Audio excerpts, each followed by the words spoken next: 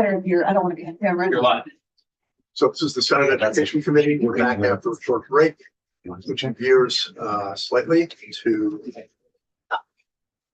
from the School Boards Association, Superintendent's Association, proposal that they put forth and introduced with the House Committee on Education a couple days ago. And so we're invited them here today to give us this presentation. I'm not sure who's presenting, so you have to come up and introduce yourselves. With permission, can we all? How many of you are there? There's 4 of us. If you can figure out how to do that, it's okay. Certainly can. There's the superintendent who can figure out anything. That chair. Like, industrial.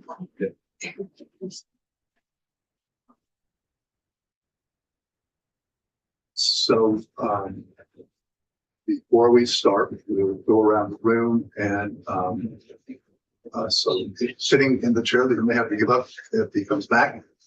This would be well, actually, anyway, we'll go to the usual order. Senator Hashim from Windham County is had pulled me a couple days ago. We did step 210 for something, and I think we'll see then.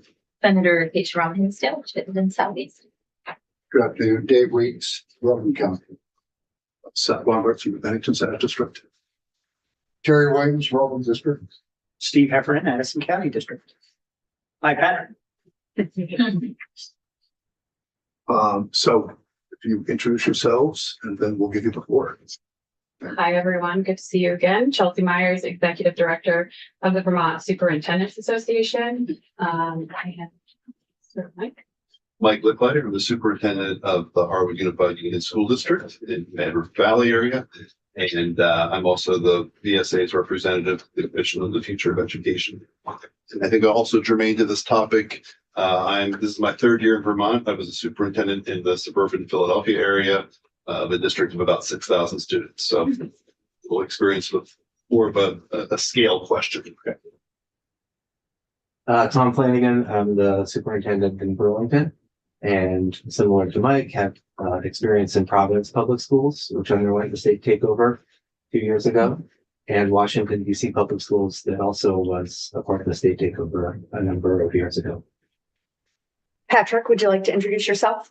Sure. Patrick Reen, Superintendent for the Mount Abraham Unified School District in Bristol, Bristol area. And I suppose my relevance here, I've been a superintendent for a supervisory union that transitioned to a unified school district.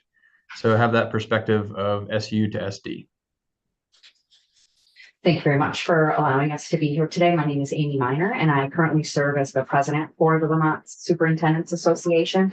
I also have worked in education for over 25 years. I started as a substitute teacher, then a paraeducator. Then I was a high school science teacher for a number of years. I served as assistant principal for 5 years, the Colchester High School principal for 10, and now I serve as the superintendent of schools. So I've done almost all of the jobs that you might see in a school district. And what district you said? What district are you from? Colchester. Colchester. So thanks for letting us be here today.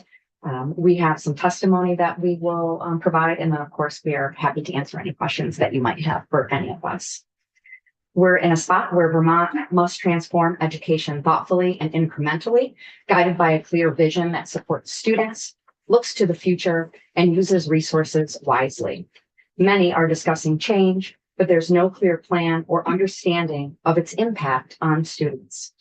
A student-centered approach with clear research-backed goals is needed to ensure efficiency and quality. The policy framework that we are going to present to you today aims to achieve the following goal: to leverage attainable and research-based scale to address opportunity, equity, and affordability. And so to achieve that, we've got several categories that we're going to present to you today. Surrounding district scale. I think it might help too to just say who was involved in drafting this. I imagine you did it with far less resources than others have had who've come in to present proposals. But really with the work, the good work and decades of experience of a lot of superintendents. Yeah.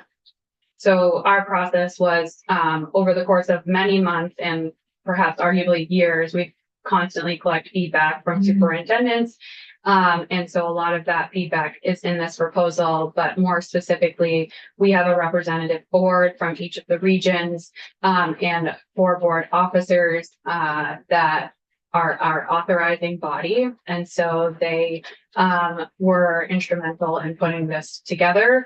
And then we had feedback session with the membership and collected feedback, on the proposal, which impacted some of the details that went into this. So we'll start with district scale.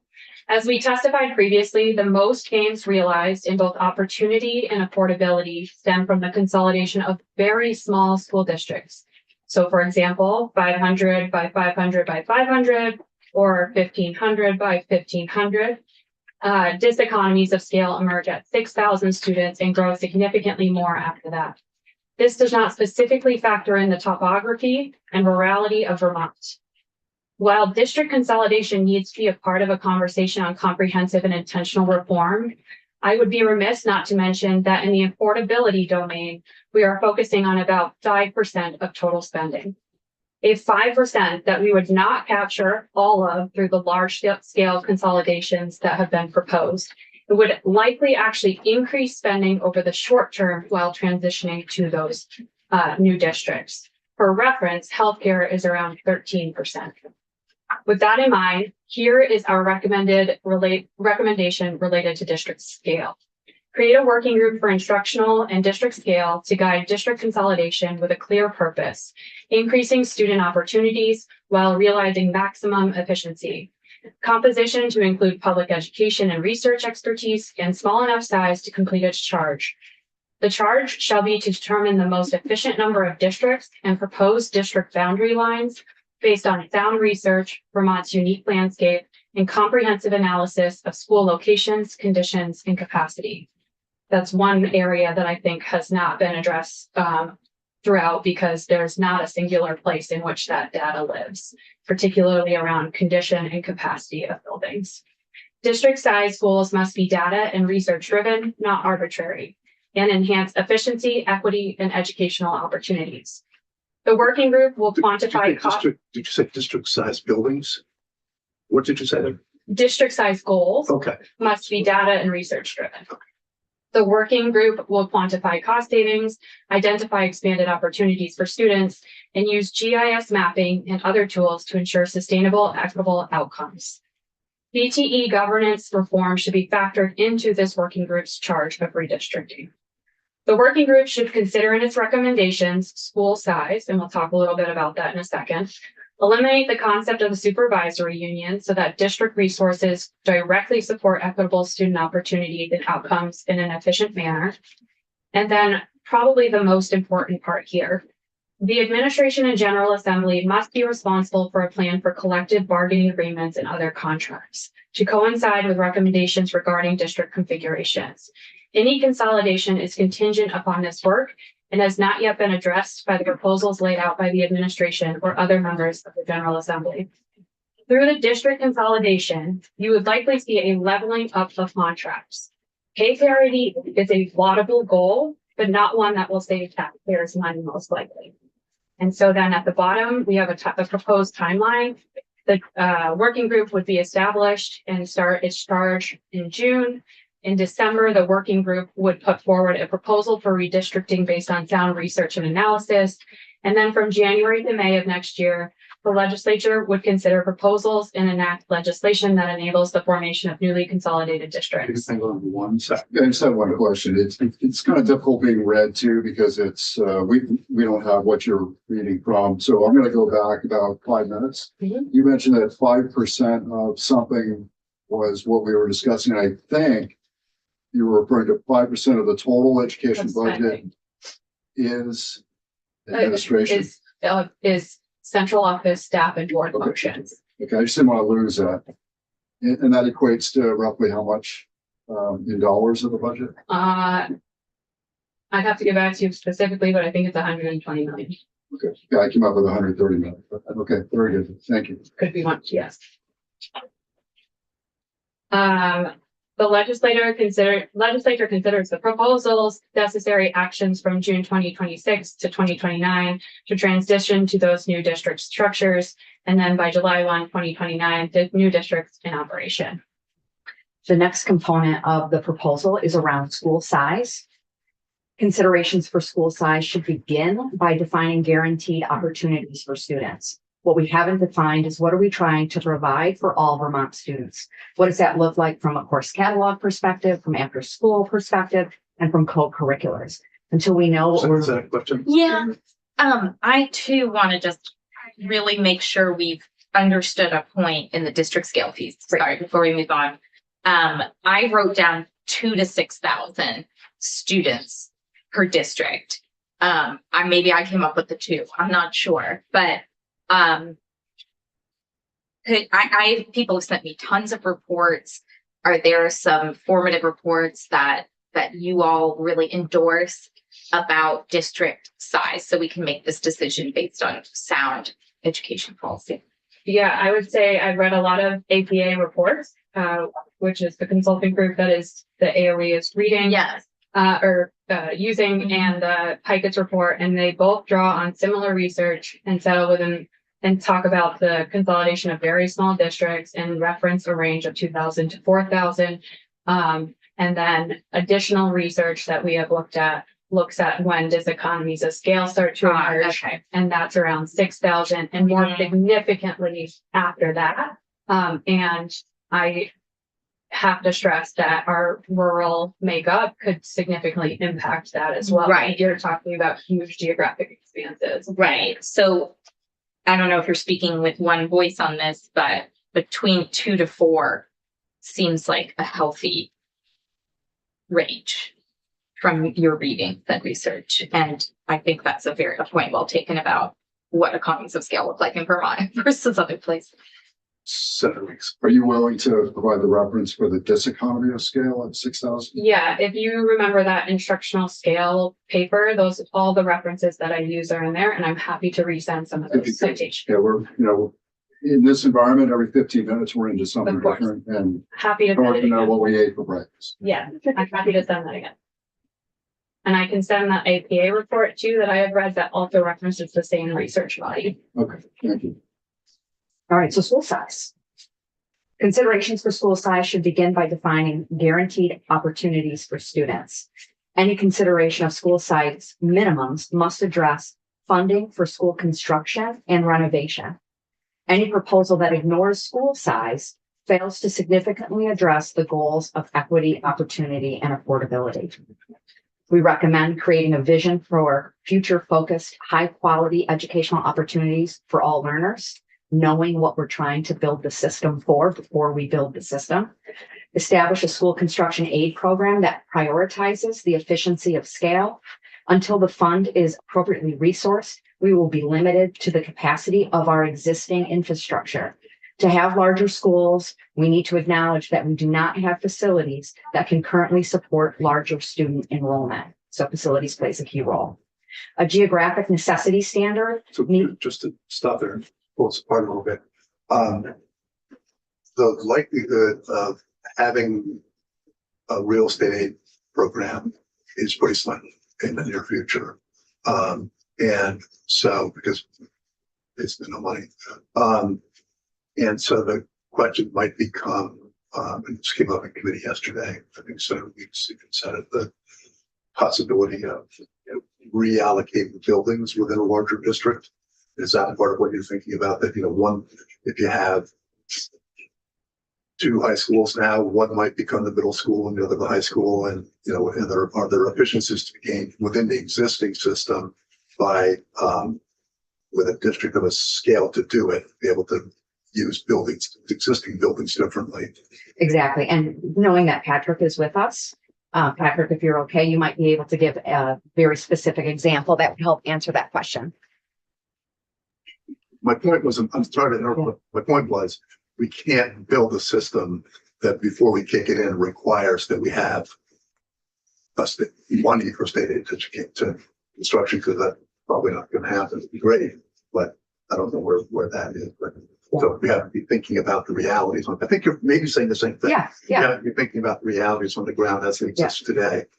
And I think we'll get to, Patrick will answer in just a second. I think there are some spots where we can see schools are very close together and they have low class size, but to merge those two buildings, one building isn't quite large enough. So then you're left with those two buildings. So we're missing that opportunity for larger savings than the 5%. Patrick.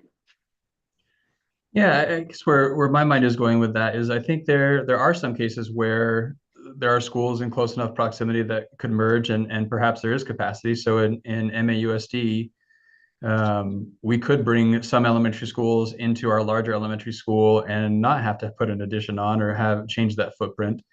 That's less true in other places. So I think that's where understanding the nuances of the various regions becomes really important as we look at school size and how to achieve that scale. And the reality is to fully realize that there's going to be some need for construction to help where the school building footprint isn't quite large enough to bring those together. Yeah. So, yeah. I was actually, I think I talked about this with the Maple Run superintendent, but I mean, however we feel about the administration proposal, it found $180 million of savings just by reallocating, what is in the foundation formula or what, in my mind, could be done with $180 million that already exists within the system. So if there was a potential foundation formula that left some resources out, knowing that there might need to be another entity that manages that money for facilities and operations, that you essentially might be able to reconfigure what exists to get school construction aid. And I'd just love to keep talking with you all about that, because they reallocate a lot of money to things that I think might not be as critical as construction aid. But I think there might be a way to separate out what money supports student success from what money supports facilities operations and future growth, is what I'd say. Mike, do you have something to add? Well, our board heard a report last night. They're undertaking a study to this exact question. So there are 4 elementary schools in the Mad River Valley. We looked at 15 different reconfiguration options, and all the options we're looking at require some level of construction in order to close one building. So that is a consideration, a serious consideration to your point. Right. And that may be something that is appropriate to go to the voters, and that is a separate separate financial tools are used to do that, I guess is what I'm saying. That my parents just voted on the South Burlington school budget, and they just moved here from California. And they were like, we are so unqualified to vote on this budget. Like, what are people asking us to do?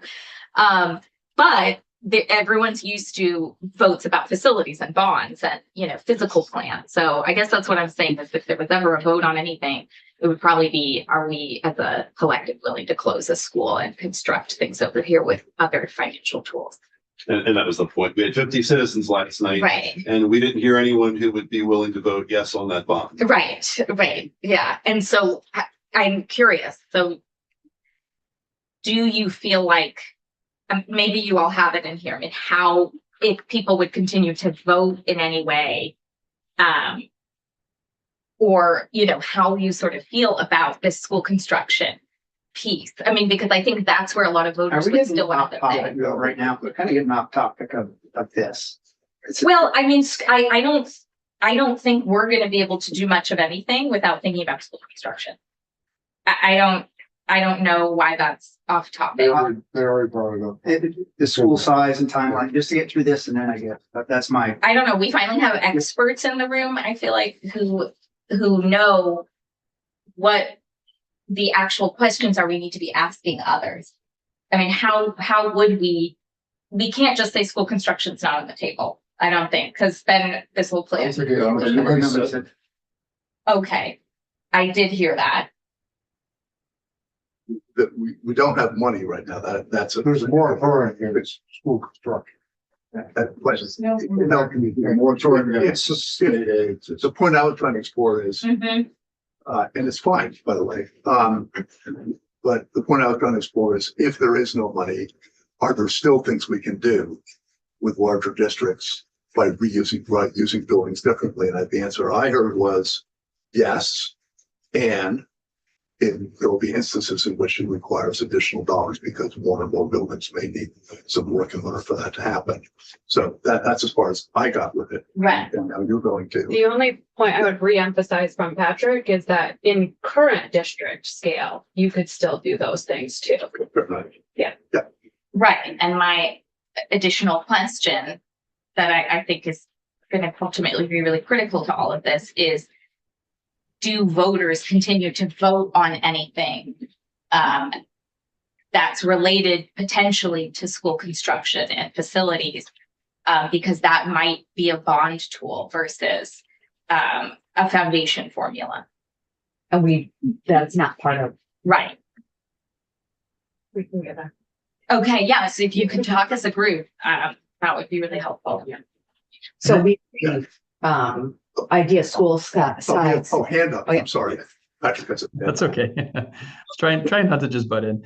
I do think I can draw a through line from school construction to opportunity for students as well, because I think that's an important connection to make. If school construction, granted, finding the money is a challenge, but if that creates the scale, that creates the opportunity for students, it's an investment really. When I think about some of the challenges that small schools struggle with, I gave testimony yesterday to House Ed around some of the details that even by Vermont standards, my not so small schools of 80 or 90 students struggle with, when there's a single teacher teaching 5th and 6th grade literacy, math, science, social studies, et cetera. Like it asks an awful lot of that person.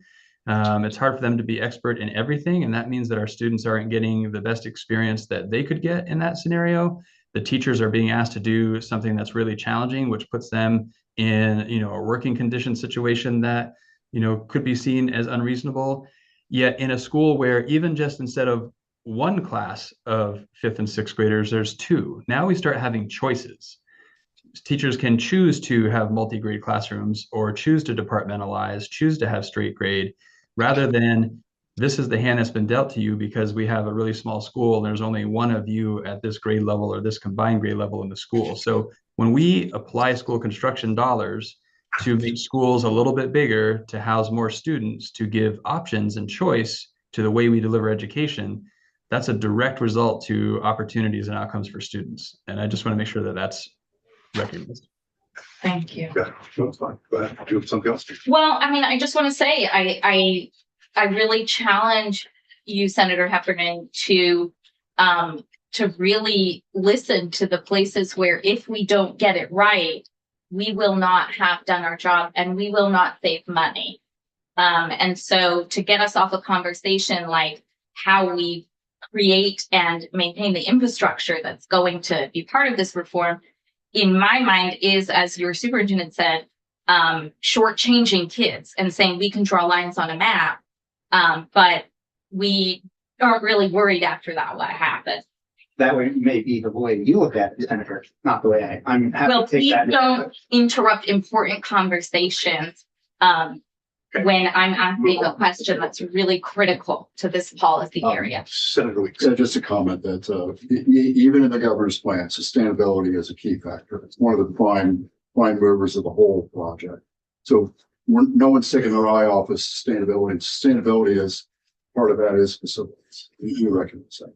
And I think one interesting thing I'm hearing is that there seems to be some sort of consensus that at least some amount of scale is a benefit. And the question is, legitimate question, how big and at what point does it become counterproductive? But that we are all seem to be talking about some of the opportunities that come with getting appropriate scale. And I think that's what Patrick was talking On each about. domain. That's what. On all the domains, Yeah. not just one particular. Yeah. Okay. Yes. So just a comment, I read this and I don't think, I haven't seen anything in here I disagree with. So, and that's what it's going to take, it's going to take everybody working together to get, and that you got, the only thing we aren't certain about is the timeline. You guys have put a timeline in here. be considered, and that's what we'll do. I'm Yes. sure. I agree with you, Senator Williams, but I disagree on one factor, and it's actually in the section that we're talking about now. And I wanted to highlight it so that we can at least, we can all have a conversation about it. And that's, it's in the school section size. And it says to do this, the legislature must, ... And I'm thinking to myself, the legislature is not the one to create the vision for high quality educational opportunities. That's you guys. Or the Principals Association, or the NEA. That's currently the role of the State Board of Education. Okay, I'm just wondering, I just found it a little odd that the legislature must. You know, we're not the education experts. We recognize that. That's why we're bringing you in. And that's what this whole conversation is about. I'm really hoping that this is a multi-party conversation. It's not all the legislature broke it and they didn't provide us a vision, and we all have to put our fingerprints on this. I think this proposal is a show of good faith that we are willing and eager to put ideas on the table. Okay, good. I just found it a little odd that you're calling out the legislature, that this is one of our prime responsibilities to create this vision. Thanks for noting the impact of that when you read that. That was not our intent to call out the legislature. I think the reason why that is really there is it is really important. In order for you to do your job, we have to understand what that vision is. And there's been lots of proposals on the table and talk. And however that sugars out, it's something that's really critical so that we know what we're building. Yeah, you're absolutely right. It's one of the prime tenets of the whole project. Yeah, agree. Yeah, well, I feel like you said something really important there about everyone having their fingerprints on it, right? Or maybe not every individual person, but enough people, right, to make a good decision. I think I experienced the state takeover in Providence, Rhode Island, when Rhode Island took over the schools in Providence. And currently the mayor is asking to have those schools back because the promise of that state takeover didn't produce.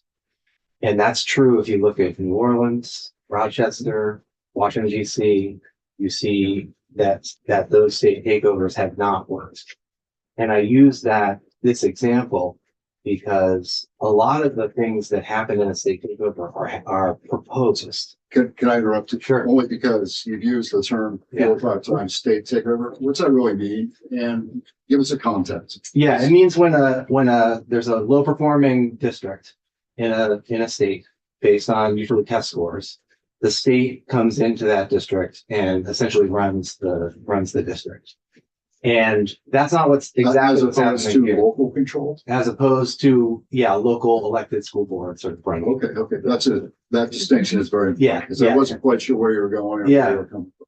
But what it does is it proposes a massive change to the system that is proposed by folks who are under some pressure to get change because of the impact that what's happening in the district is having right on students and on taxpayers. And so I think there's a similar sort of dynamic where there's a lot of pressure to make really significant changes that impact individual Vermonters.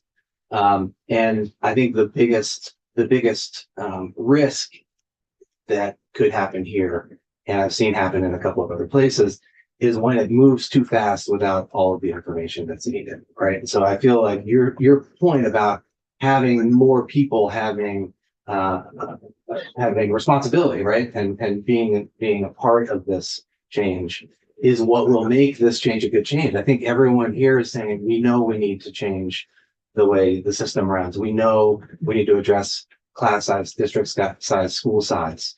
And I'm worried about the way that it's currently looking. It feels really rushed. And like there's a lot that we don't know yet, right? That would end up biting us in the end and not getting us the outcomes we hope for. So this my statement before was just a general statement. I read it. I like what I see, but you've identified everything that we've already known for the last at least 2 years since I've been on the education committee. What we needed was a catalyst to make it happen. Governor said, we're going to fix this. And he didn't tell us how. Well, they gave us guidance, gave us guardrails. But we know that it needs to be fixed we're all committed to doing that. And I just want to make sure that everybody is, you know, pulling the same direction in the harness and not throwing roadblocks. Right? I think you agree. So, Yeah. And I think- Clearly, that's why we're here. right. Yeah, Thank and the how's the hardest part, right? Because you're talking about big change to a really complex system. Right. And that can go wrong pretty quickly. you. I've never said it would take 2 months. Yeah. I mean, it's gonna be a major muscle move. And it's gonna take a lot of blood to make it happen, so. So Thanks, sir. So I think the reality is, okay, we have a plan, a draft in our hand. We have other maps and what have you. We have timelines in our hands. None of this stuff is set in stone. We're all here to talk about, well, what is the right timeline? You know, how fast is too fast? How slow is too slow? And, you know, that's the conversation that we have to have. So, you know, your input into the timeline, I found that enormously valuable because we really do need to think about, you know, what can we accomplish given political, cycles, election cycles, et cetera. So anyway, I appreciate that. But timeline is not, you know, is not something that's hard and fast. And we're trying to figure it out. So under your proposal, did I read it correctly to say that the way that you're envisioning this, it would be fully operational by 29? Based on, yeah, I mean, obviously, as you go down that timeline, I have a new question about some of the proposals every day. Like I was just thinking about, what about Australian ballots? Like not everyone uses that, like there's a new question every day for me. And so I think that's indicative of, yes, we need to set a really clear vision of where we're headed because there definitely will be roadblocks around the, factors that we have not all considered as we go along this process. Yeah, challenges. And you've seen several versions of the timelines, right? So we're trying to put a timeline out there that we know is still aggressive, but might be attainable.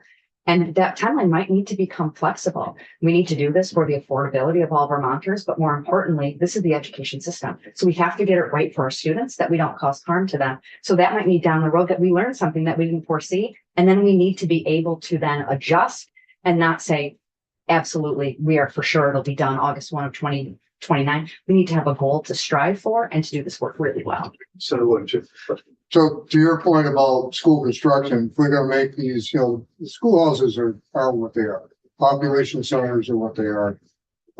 I just want to be careful as we start calling this a state takeover that the voters say, you know, we know we need to do that to this schoolhouse to make it adequate. And if the governor's gonna take care of it, let him pay for it. All right, so there's gotta be some massaging of the process. And we gotta be careful about how we use the language too, I think. So we're all want the best outcome for our students. And we're talking about how to do that now. So. yes. The Senator. I am a sergeant. I think that I was kind of dovetailing that we have what we have to work with right now. So new construction is on all of our minds, but we have what we have to work with right now. So if in redistricting, we're going to rely on the SU people, the principals to say, this will work, this won't work. But when we redistrict, yes, we need a new school. Well, we're looking for addition. Well, that's 10 years out. What are we going to do in the meantime? I'm saying work with what we have and have the vision of what you're saying. What is our vision to make new construction, have additions if we need it, new buildings. And so I'm sorry if you feel like I'm not looking at any new construction because I would love to, but Vermont State's economic future right now is dim for that type of thing. And if we can find money for it, it's great. But the one thing we can do is take what we have, using all our resources, and say, this is how we're going to save money. Because it isn't, the legislature has the power to say, okay, this is what we want to do. But as you said, and I agree, that we want to work with the people that are in the trenches to say, what you just thought here's not a great idea. That being said, on your end is like, but here's a couple things that will work. Because what I found a couple times with everybody would come in here and tell us why it's not gonna work. And that's not fair on our end because we have a vision now, how we're gonna make it work. And if you're totally against the vision, I think you should come right out and say, I don't like it and I don't want to work that way. The feeling or the belief I'm seeing from my fellow senators and representatives, we need to do something. And this at least has given us a course to start going down. And I feel it's right. Timeline, more than willing to work with you on that. I'm more than willing to work with you on everything as closely as we can. Can I say something? I just feel like it's historic somehow, Senator Heffernan, that you are sitting next to the superintendent of a high school that's learning in a Macy's with no windows and asking the people who make do every day with what they have. I mean, I worked with Superintendent Minor through the pandemic to make kids, you know, still feel good about graduation and their school experience. I don't know that anyone works harder to make do with what they have than our superintendents, our principals, and our teachers and educators. And even in fact, the students have been really resilient learning in a Macy's. So they are making do with what they have. We have spent the last 20 years, the year before I got to the legislature, saying we just have no money for school construction. And now to say that's off the table actually feels like an abdication of our responsibility instead of working with people who've been making do with what they have to get extremely creative about the financing tools to make this whole plan work. So we can absolutely continue the conversation. I think that's important, but we have to get into the details, and I'd just really rather not be cut off while I'm talking about pieces of this that still need to be explored further. Okay, let's consider. It's germane. I'd simply add that the school construction needs to be in the timeline. We need to solve it. We need to say, okay, look, this is the moment in time. This is the moment in time when school construction, we are either a go or a no go, and it has a rippling effect into the future. And if we pass by that milestone and we don't have school construction, we recognize, okay, we're living with what we have. And I'll leave it at that. Yeah, and that's part of the time. There's also, of course, two ways that happens. One is the state aid for construction. The other is local funding. And it's great if they can go together, as we know. So you were. Next section. Yeah. All right. Next section is class I size. just go back to a really quick point, and I think Amy said it, but I just want to emphasize this. When it comes to school size, a geographic necessity standard needs to be clearly outlined in law, such that transportation time to the nearest school are clearly defined. So what does it mean to be a small by necessity school needs to be really clearly defined. And again, that's something that we're putting out there. We haven't given a ton of details. We're happy to explore that more with you. So you're saying, what is it that makes a small school by necessity versus a small school by choice? What are Exactly. the factors? That's the Okay. question. Yeah. So to be clear, are you looking for us to define that, or are you looking for us to listen to you define that, and we put it into the resulting legislation? I'm looking for us to explore that together. Okay, very good. Thank you. Thank you, John. And that connects to transportation, which I think comes up later. All right, school size, class size. Class size minimums are beneficial for both students and for teachers, promoting better learning environments and supporting teacher effectiveness. Setting these minimums in statute to be included in the Vermont Education Quality Standards and school board policy would leverage existing quality enforcement mechanisms. Class sizes should also limit the number of grades included in multi-age classrooms in the elementary schools. VSA recommends some minimums in grade bands. We start with kindergarten, even though kindergarten is not a current requirement. So for kindergarten, our recommendation is 12. In grades 1 through 5, 15. These are minimums. Minimums, yes. Outreach. And in grade 6 through 12, minimum of 18. In schools, there are many intervention services pursuant to Act 173 and multi-tiered systems of support, and those must be excluded from the class size minimums. testimony from CTE directors should also inform class size considerations within this context, because there's some, depending on what program you're in, there's some safety considerations around class size. So to expand on that bullet a little bit, you may have a special education class that would have an exemption around those minimums. So can I ask, for this? Wouldn't it make more sense for districts to do that? Because if we try to do a one size fits all approach, we're going to put up roadblocks for you being efficient in some ways and being able to react on the ground to real life situations that occur.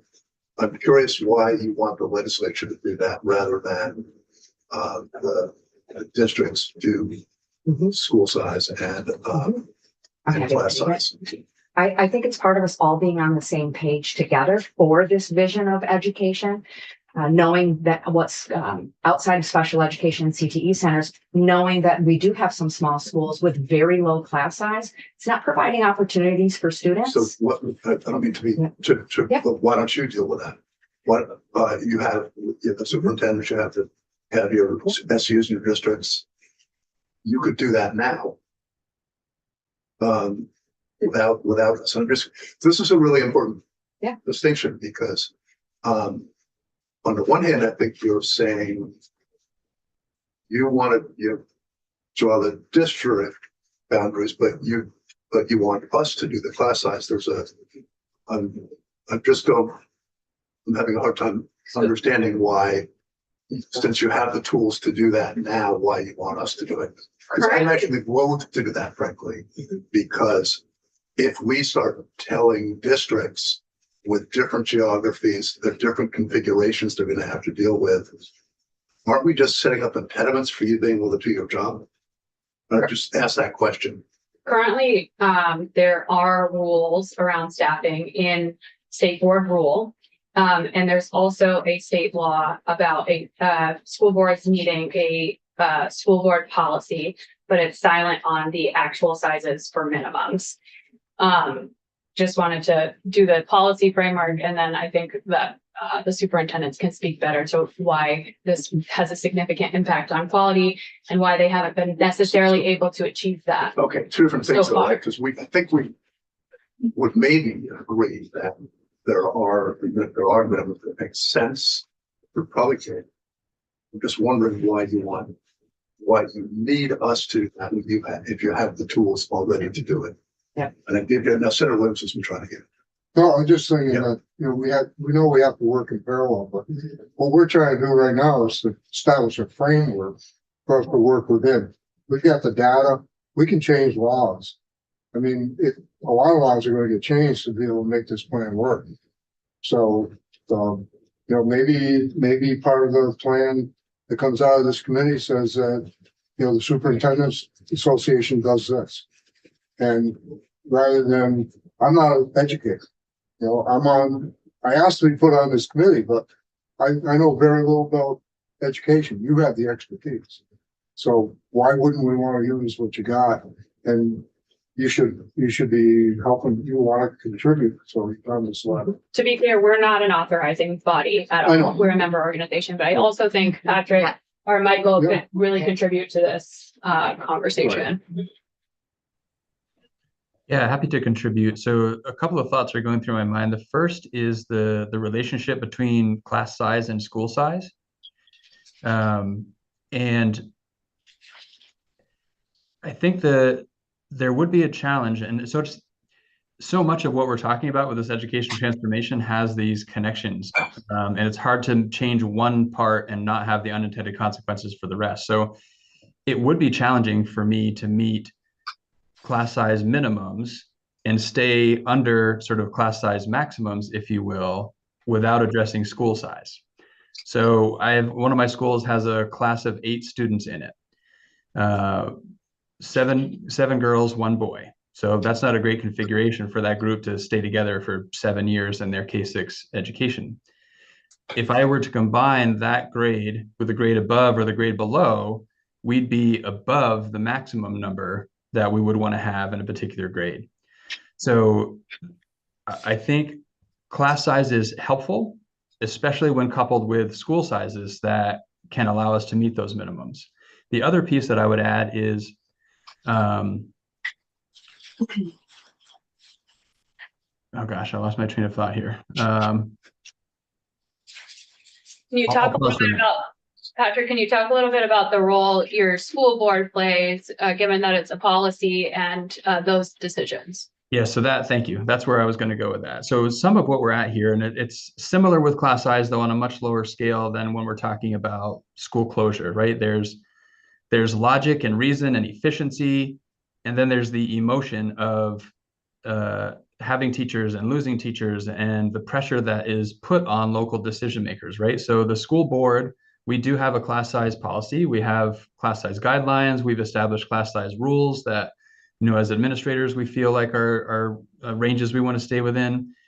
And yet, when we have declining enrollment, which we've been experiencing in my school district for years now, that school that has a class of 8 has lost 45% of its students in the last 8 years. And even though it makes sense oftentimes to reduce, the pressure not to is overwhelming, and the result is we don't. So to have legislation that supports achieving class size gives something to lean on when those political pressures build and make it hard to make those choices. And I would just add, this is a topic that as the association's represented in the commission, I've heard this most from my colleagues. And everyone at this table understands that all of our costs impact each other. And I think this is a big piece where, again, if my district chooses to be small by choice and keep those classes open, our financial decisions impact the whole. So I think that's an important reason why we think as an association that minimums are critical to the overall equation and overall cost containment. Just a question for either you or Patrick. Can you sometimes have the kids that are doing well go up a grade and the ones that are not, when you mix, can you do that? Is that allowed? Or it usually, like he said, combined, and if we bring up another class, they're going to be over their ratio. But if you had some really smart kids, can you bump them up a grade? That's really rare. So we do have on rare occasions, we do have a particular grade that we would split. So, half of a third grade would be in a 2-3 configuration and the other half would be in a 3-4. That's not ideal whatsoever. And we wouldn't place the sort of advanced third graders up with the fourth graders and vice versa. It would be more balanced if we were to do that, because having really heterogeneously grouped classrooms is important for rich discussion, different perspectives, et cetera. In terms of sort of like skipping a grade, that's super rare as well, because the risk of actually harming that student in kind of skipping a grade is greater than the potential benefit almost always. It's very rare, it does happen, but it's under very special circumstances.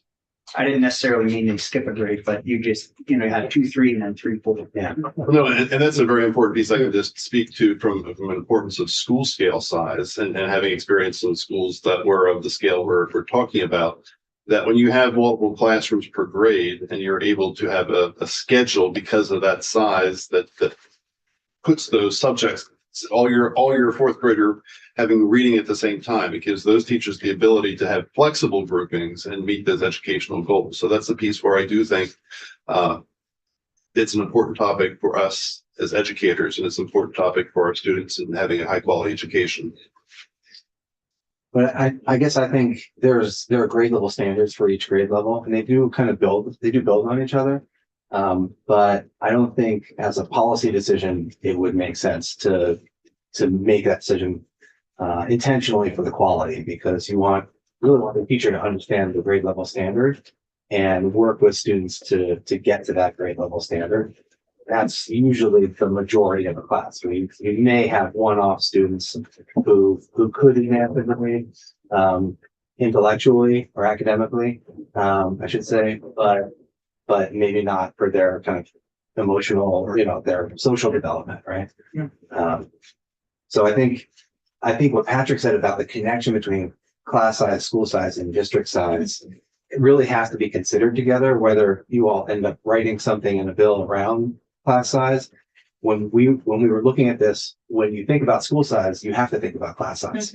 And without the bill considering school size, then you end up, I'm not in this position in Burlington because our schools have enough students in them, but you end up, what I've heard from colleagues, with schools that you really don't feel like you can offer all the offerings that you want for your community, and you can't get your community to consolidate like schools. Consolidation. Yeah. Senator Williamson was first. Oh, just the point, from going back to the framework we're trying to build for this plan. There's gonna be exceptions to everything, so, and, you know, you can't have a cookie cutter, one size fits all for small schools. But, so we're all talking the same thing. Yeah. Okay. That's why we emphasize that geographic necessity standard that we're gonna collect. Yes, Senator Williamson. This actually seems like the most obvious one that we would do, to be blamed for and to make it consistent. And I know you all have worked in districts where, like maybe where I went to school, where you have maximums, and all of a sudden our class size changed because the state said, this is too many kids in a classroom. And I think it's really important for educational policy that we're being asked to look at, this is too few kids in a classroom. To your point, I think you only provided half the answer. I'm curious why you didn't provide maximums, at least, you know, a starting point, They're already conversation. defined. Yeah. They're already defined. In the education policy. But do you agree with them in their current form? Right now, blank sheet of paper. We haven't talked about that, but. I don't have a problem with what's in the quality standards. It's quality standards and also our CBAs. So the Yeah. collective bargaining agreements also define our class size maximums. And so I haven't personally had a problem with that, but I'm coming from places that had bigger class sizes than anywhere. Okay, thanks. And that's partly why we didn't discuss it, but we could as an organization. Okay, we gotta keep moving because Last 2 points in this section was around, we believe average class size should be calculated by the grade band in a building versus calculating it by a district. And again, limiting no more than 2 grades per classroom. Just highlighting the timeline, we would recommend that class size minimums go into effect July 1 of 2026, so that we have that next year to budget and plan in preparation for that. I also think there's an important role of the agency to work with the schools that are small by necessity, that are unable to meet that standard, and help to figure out recommendations and suggestions to both the district and to you all for longer term potential looks at construction, things like that. so if just to play out a little bit, if the small class size of the floor went into effect and it were a school that was not by necessities, will you be saying you would use that then and start closing schools? It could be a reconfiguration as well, upgrades across buildings. Reconfiguration, which is one of the, where we actually started this Yeah. conversation, as the possibility of reconfiguring. So you, okay, got it. Can we just make sure we level set as well that the administration proposal had 15 and 25 by 2026? Yeah, they had minimums. Yes, they had minimums and you had to meet those minimums in a year and a half. Yep, I know that's an I just want to make administration. sure Yeah. we're clear. This No, is actually seems more based on science. Yeah. So Okay. Yeah. Next is the section around tuitioning, and absent widespread reform in school construction that eliminates the reliance on tuitioning. There are some regions that rely currently on tuitioning due to not having a school within geographic proximity. VSA recommends the following steps. 1 is to hold independent schools receiving public dollars to the same standards as public schools. 2 is to limit. so you mean rather than the 2,200, rather than having the 2 rule sets, but you want them the same. I think it's not just the 2,200, it's others as well. Yeah. Limit tuition dollars from leaving the state, except for in the case of public schools within 25 miles of the Vermont border.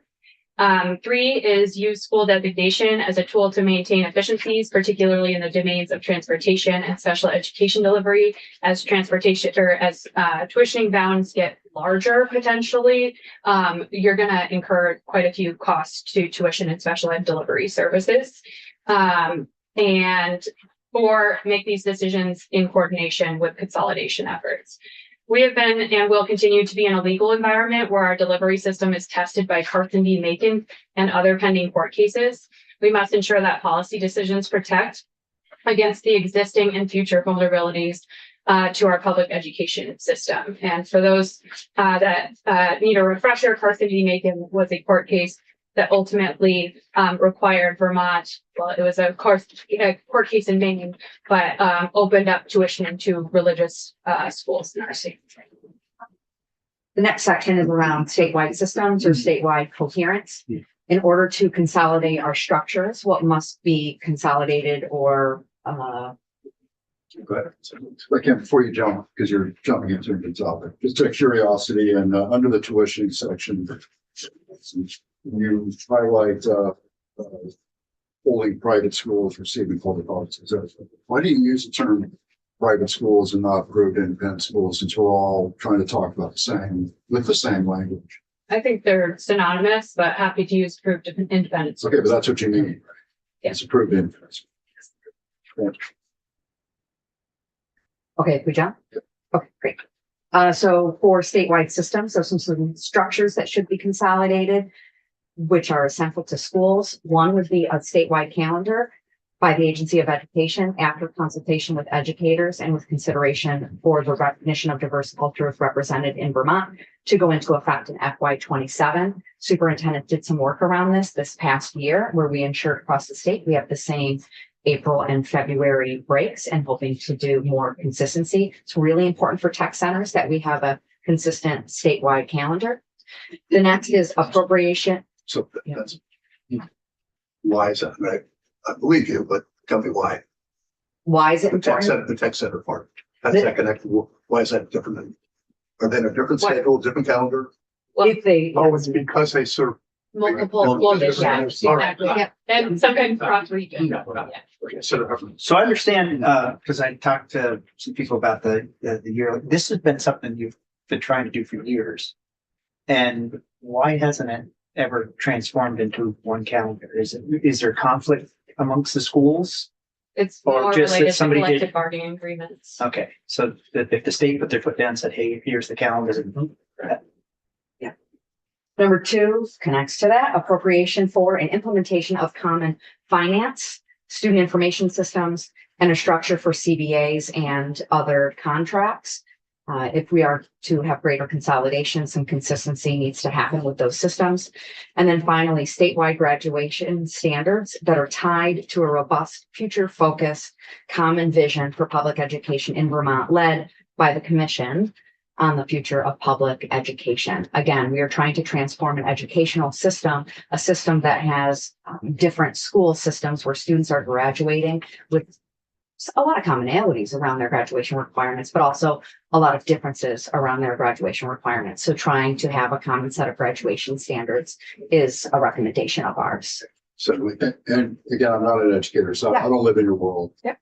Except by fringe and this. Yeah.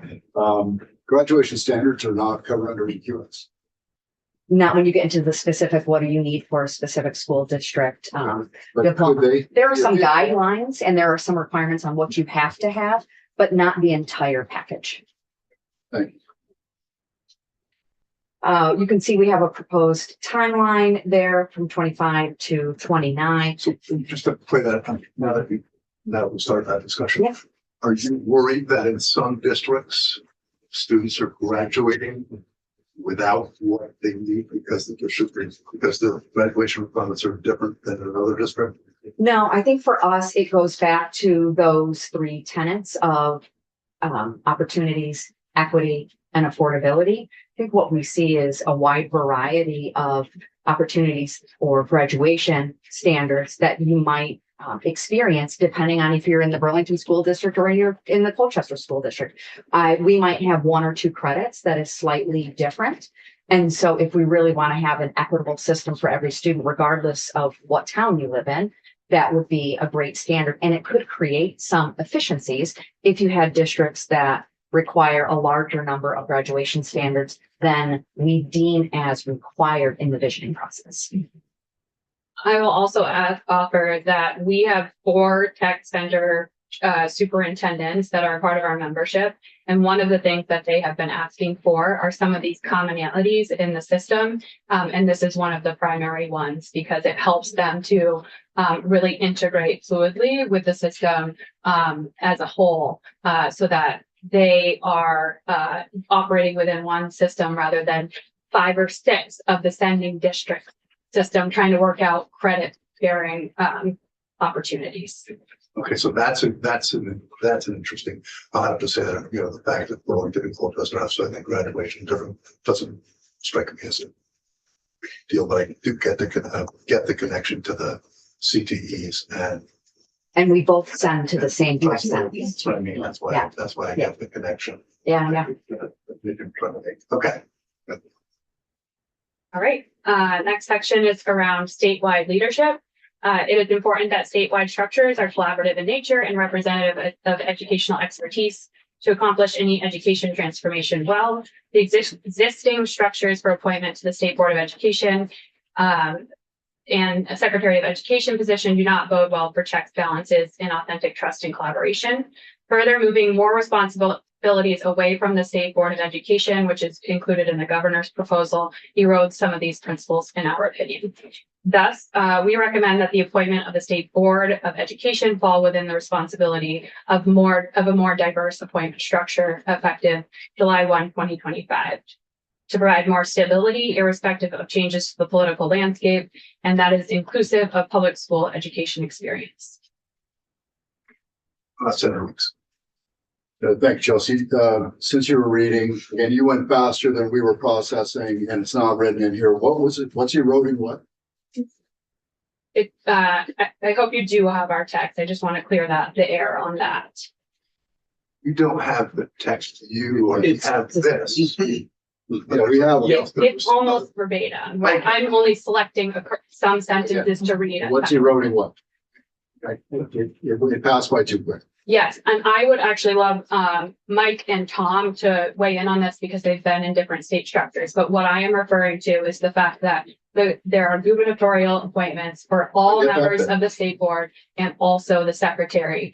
And so talking about checks and balances within that appointment structure. Okay. Yeah. My colleague pointed out that there is the work eroding. So basically you're saying there's too much power and they go. We would like some more diverse representation in the authorizing environment at the state level, yes. And I would love it if Mike and Tom would chime in. Yeah, I feel like it's an important decision to make, right? Like how I've been in one district where the chancellor reported to the mayor, and that was a city state, Washington D.C. The other, there is a secretary of education reports to the governor. And so what you see there is just kind of sways in policy that can happen pretty quickly, right? With the turnover of the governor. So for me, it's not about our governor, right? Or what's happening right now. I think there's a good conversation to be had about how you create stability beyond that's less political, right? If you think about our school boards, obviously we all are in a political position of some kind, but less party politics, right? In the school board positions. So I think we should be conscious of that as we think about the structure of governance. Yeah.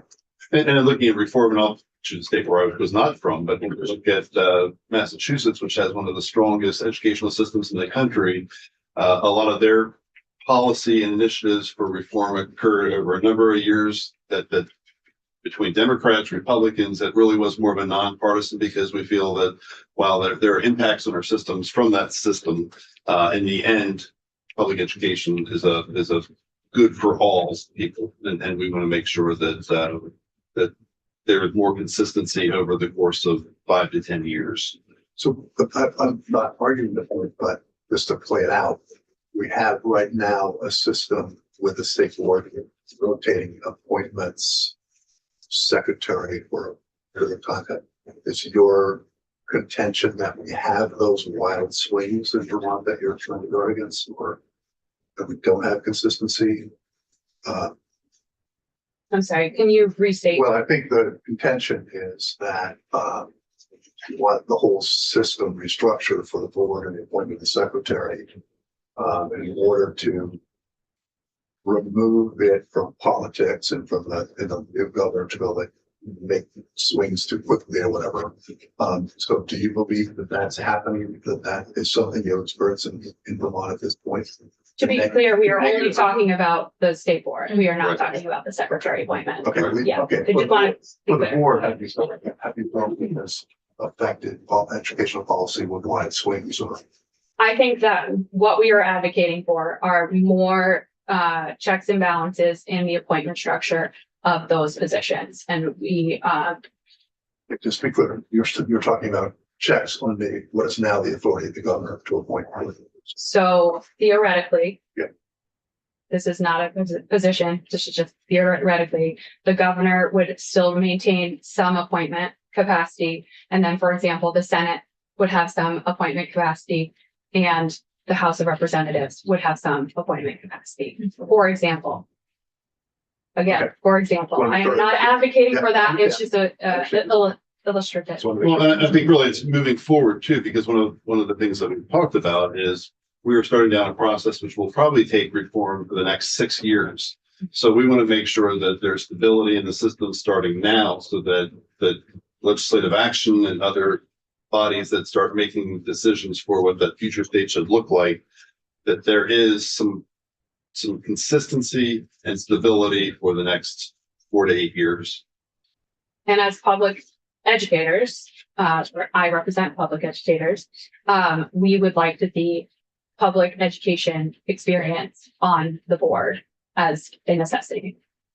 Not necessarily across all positions, that there would be representation of that sort on the board. A couple seats at the table at least. Correct. So. We're wrapping up here. Just the conclusion, we're there.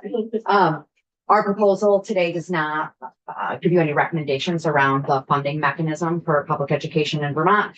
VSA supports a foundation formula most closely resembling testimony from Dr. Tammy Colby, as it provides adequate modeling and it relies on implementation that starts from the current state and moves to the future state as outlined in this proposal. A plan for statewide school construction must happen if we are going to achieve school-based economies of scale.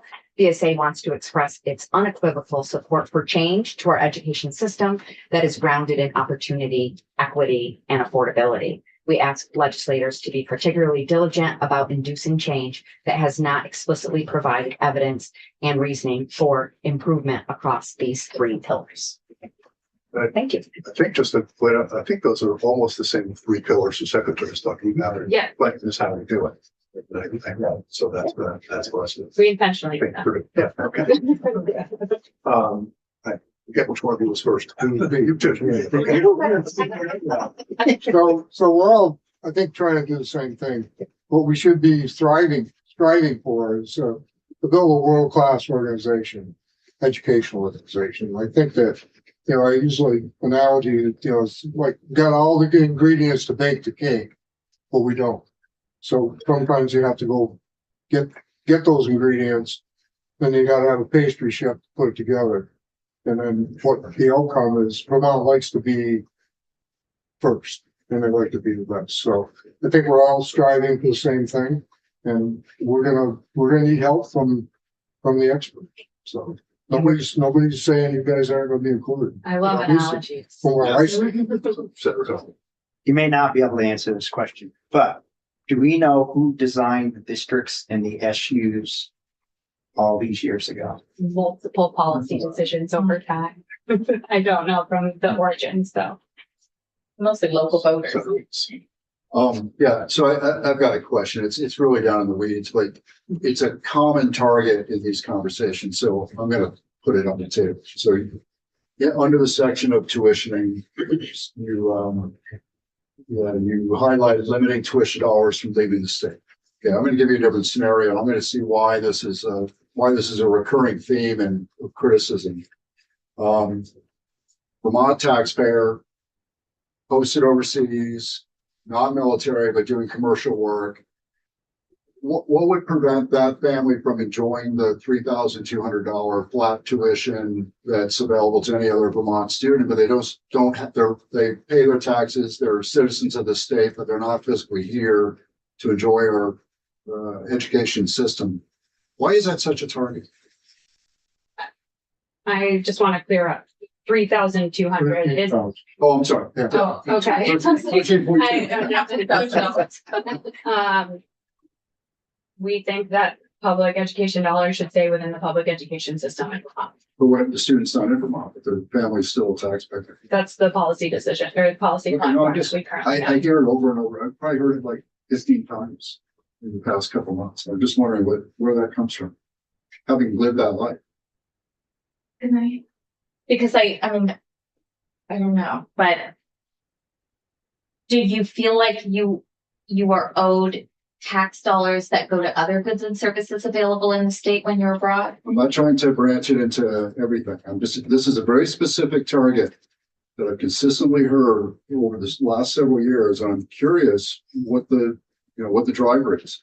Again, it's very much down in the weeds. And I apologize for spending any time on it, but you guys highlighted it again. So I target in reverse. Can I say one more thing? And there's consistency here in asking that for the most part, any school that is getting public dollars meets the same standards. If you say, can you take this anywhere in the world?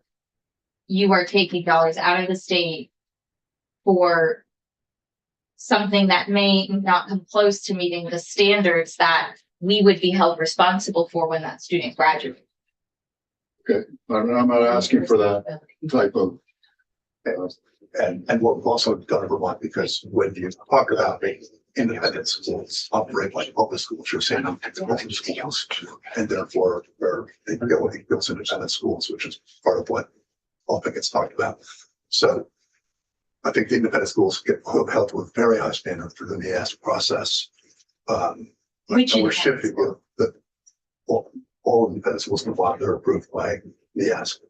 Right, and so I'm saying, if you say any independent Well, school, you're saying out of state. I thought that's what we were talking about. Yeah. If you say, we're in Saudi Arabia and I'd like my $13,000 for this school, I am saying that doesn't meet any of the same standards that an approved independent school is being asked to meet in Vermont. There is no oversight. There is no guarantee that money's even going to a school that's accredited. I think those may not be really relevant criticisms. This is would hypothetically be Responsibility over taxpayer dollars. No, I'll stop there. This is one of the first times I've heard anybody articulate what this hesitation is, or what this prohibition is all about, or why we're even talking about the topic, or why it's written in here. So I appreciate that. So that helps me better understand why this is continuing to be in the crosshairs. Can, we have a superintendent or anyone, they're all superintendent, speak to the responsibility of an LEA, as well, and what some of the concerns are based on the responsibility of an LEA and the fact that the state is also responsible for the quality of education for all students. We're responsible. If we have a student who goes to a special therapeutic school, we still have responsibility for that student and ownership over their educational program and legal onus over that program. When you move beyond that, it becomes a challenge. That's one piece, but then the other piece, just speaking as a local superintendent, there are policies defining what residency is. So if a student isn't regularly residing in that district, the student does not attend our schools. So that's how I think of it as a local school district superintendent. So, shifting gears, we are in an environment now of cuts. We got, after what happened last year, we got school budgets passed this year by school districts cutting. We're going to be in that environment times whatever next year and the year after until we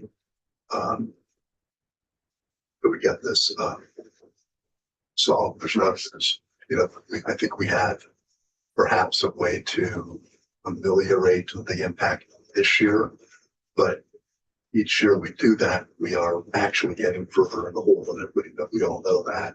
So I guess, I just want to put on the table the tension we have here in this room, in this building, all of us, insofar as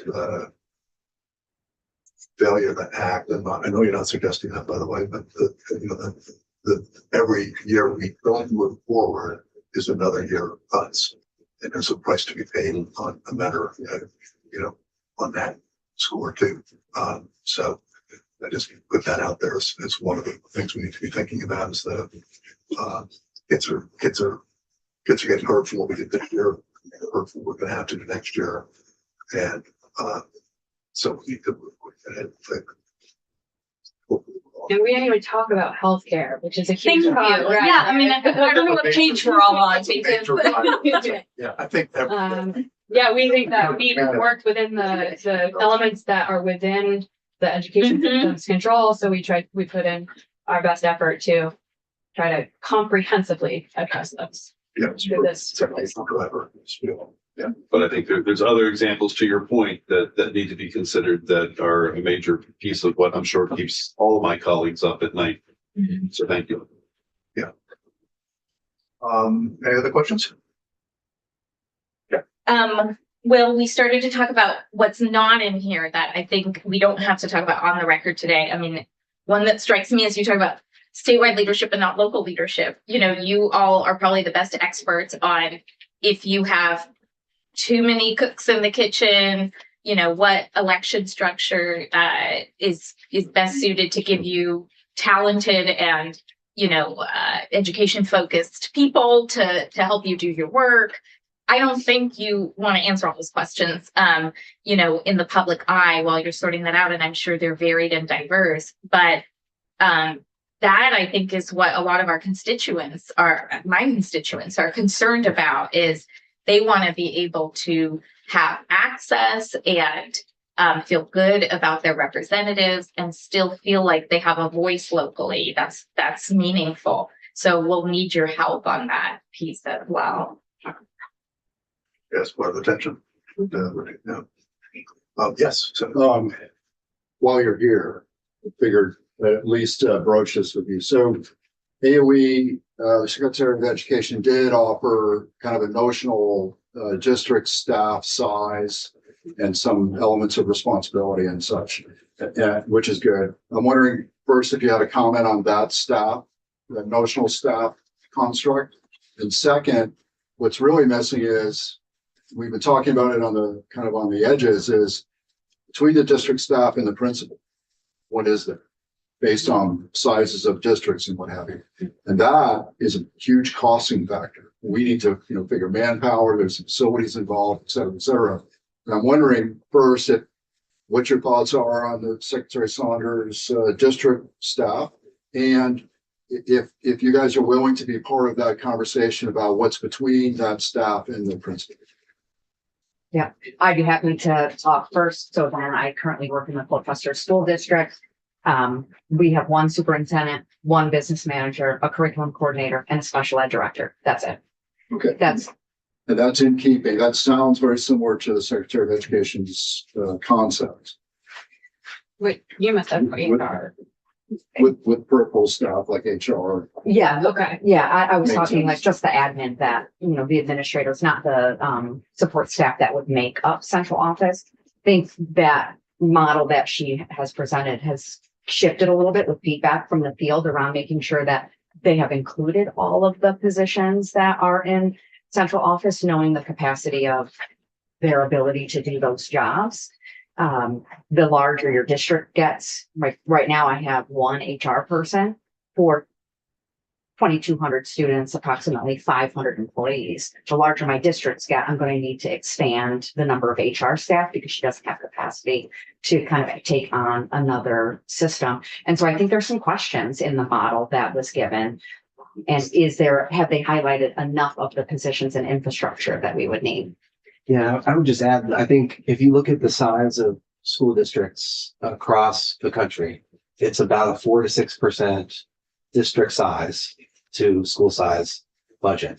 So you're not going to gain a huge efficiency by making school districts much bigger because you're going to need people to run the districts and you're still going to need a certain amount of capacity there that is probably going to be in that 4 to 6% range. So pull that part a little bit, because I think if Secretary Saunders were here, she'd flip everything you just said on its head and say that with larger, you can, by definition, gain efficiencies of scale to a point. And I do get the point at which it becomes less efficient. And so she would make the point that, like, whether it's about HR, if you have a very small district, you still have to have an HR person. That's right. And if you have it larger, you may not need another one until a certain point, and then you do because you've got big enough. And that there's a degree in which I think it's true that almost by definition, to a point, it's more efficient to be larger. You know, she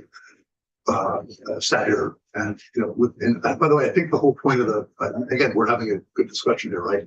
The whole point of the districts is not just money. In fact, if it were just money, as you point out, it's not, the savings are not huge. The point I think she would make if she was sitting here is that you have a lot of ability to build a deeper bench.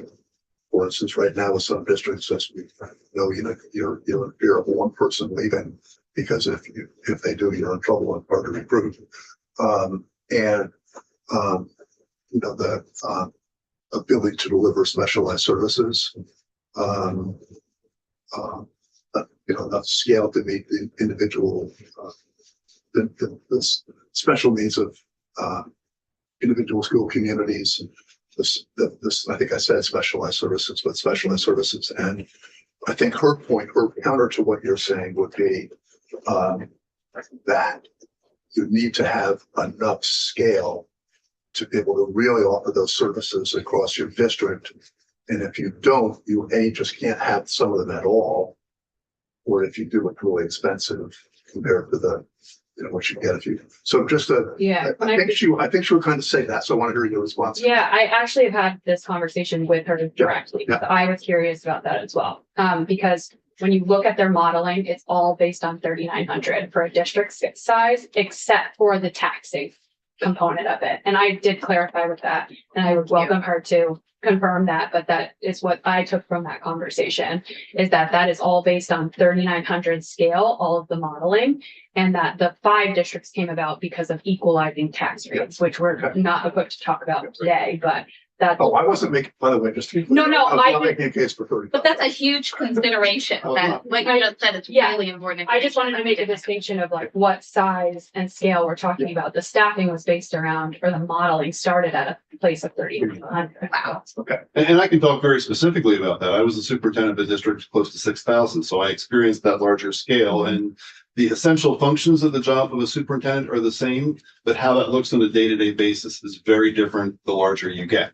As a district before, I was able to spend more of my time on the strategic targets, more on the academic piece. I had an assistant who was able to handle the day-to-day functions. I've had a total of 6 calls from principals a day regarding incidents that I had an assistant who would have dealt with. In Vermont, I deal with that. So I don't think any of us disagree with that scale. It's just how do we get to that point? What does that look like? And how does that impact districts of a larger geographic area that's more sparse? I was a superintendent of a district, 6,000 students, 110 square miles.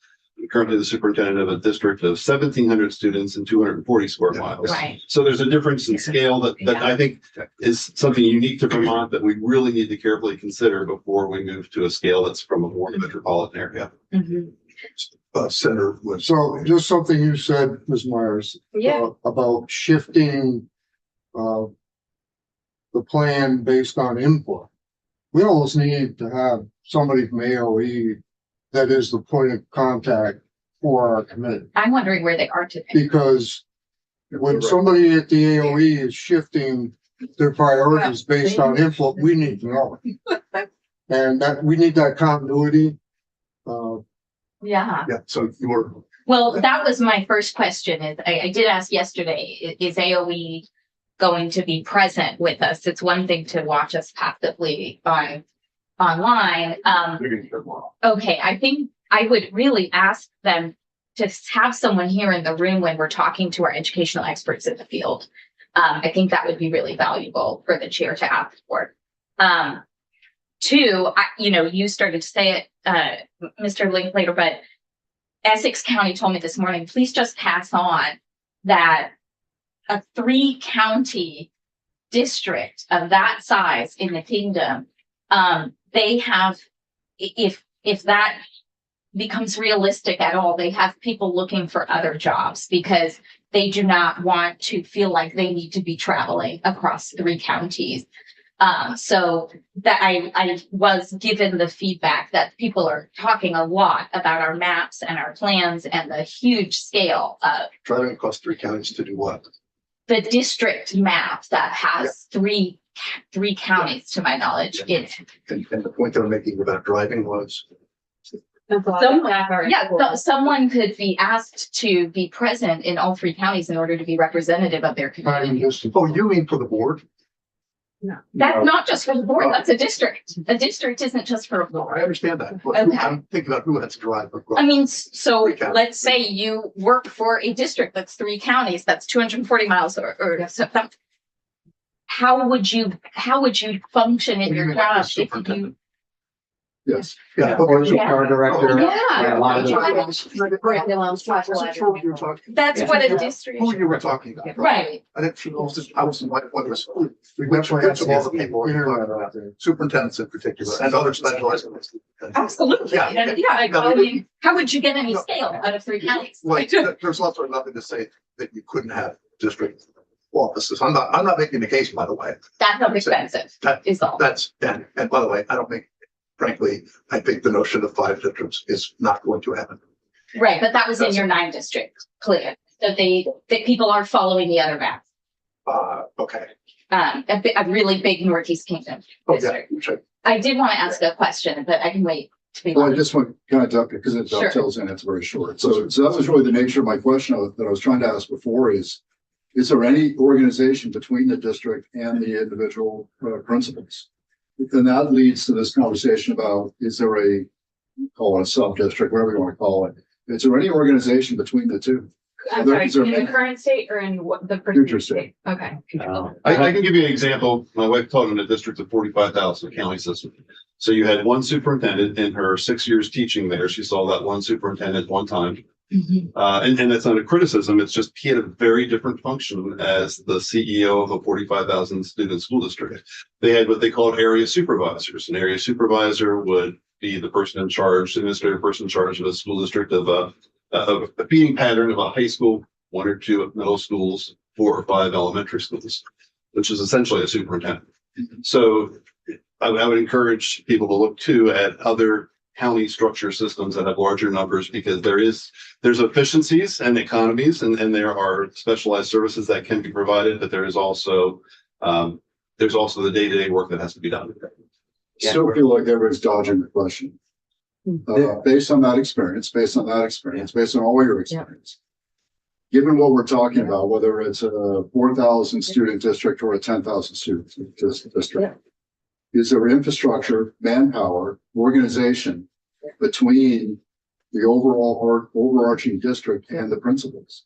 I would say yes, Yes. you would have to have oversight. Depends on the size, It's because Right, you just yeah. mentioned 4,000. So given an assumption of a Yep. district of X size. Yep. Are you guys able to then say, look, we're not eliminating all these people. We're, Yeah. some of them get repurposed into, okay.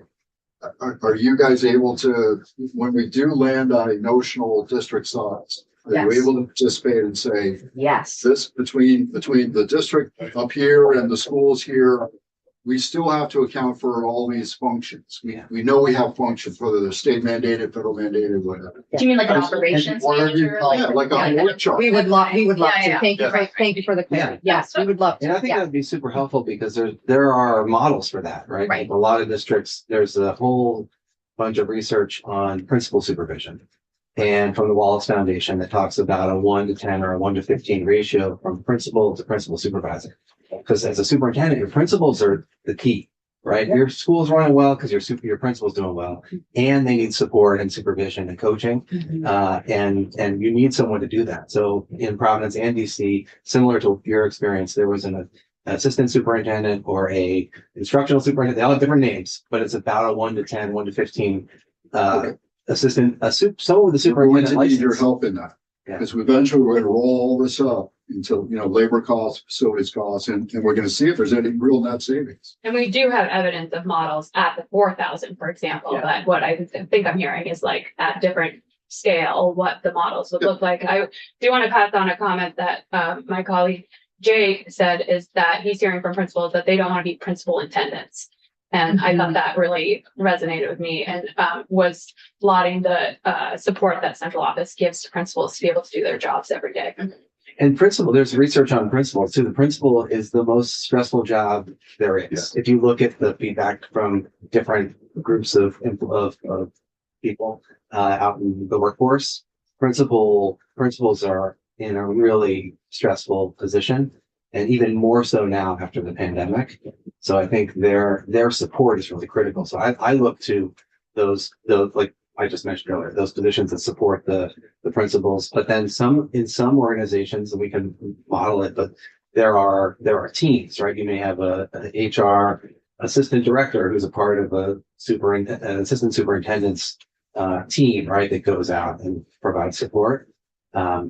So I think it gets back to the big question around what is the appropriate size for a district based on best practice, right? And I think I was just originally concerned about the governor's proposal because it didn't seem like it was thinking through all the complexities of the size of a district, right? And what you need to be able to run a district if you're looking for quality, right? Because I think I have had my own children in schools in DC and Providence and here, and our schools are excellent.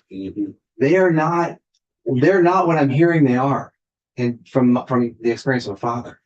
And I feel like we're missing that, right? And I think maybe we should say, yeah, it is really, affordability is really the big issue here, right? And let's call it what it is and try to figure that out. But I worry about like this talk about the quality of our schools because of the NAEP score, which is a test that some students take every other year. It's a multiple choice test, right?